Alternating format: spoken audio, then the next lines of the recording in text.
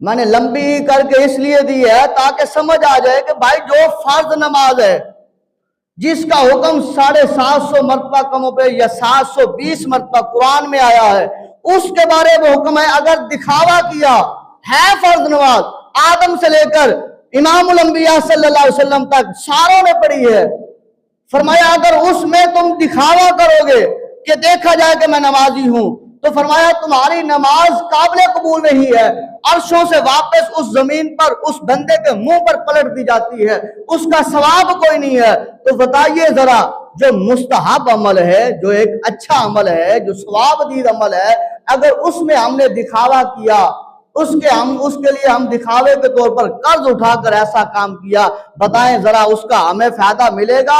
اس قبر والے کو فائدہ ملے گا؟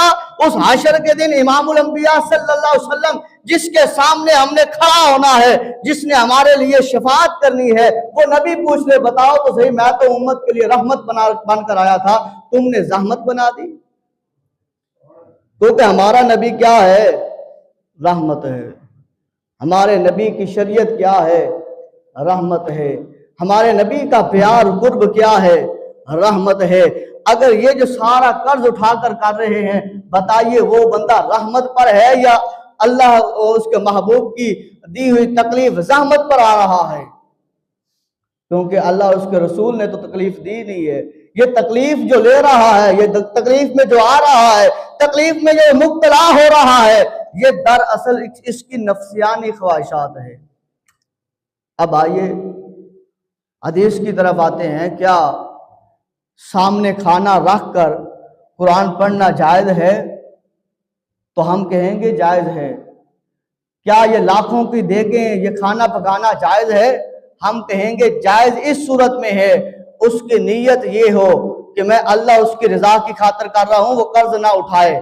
دراصل اس کا یہ ہو کہ وہ قرض نہ اٹھائے، مالدار ہو، ثروت مند ہو، وہ اس کی طاقت رکھتا ہو اور اس کسی کے آگے بھیک پھیلانے کے لیے نہ ہو اور اپنے رشتہ داروں کے اوپر قرض اور دکھاوے کے لیے نہ ہو، پھر تو ٹھیک ہے۔ مال بھی ہے، دولت بھی ہے، زمین بھی ہے، جائیداد بھی ہے، یہ کر سکتا ہے پیچھے تو کرے، ثواب ملے گا۔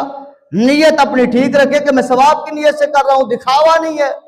غریب آئے تب بھی کھائے، امیر آئے تب بھی کھائے، بڑا آئے تب بھی کھائے، چھوٹا آئے تب بھی کھائے، پھر تو ٹھیک ہے۔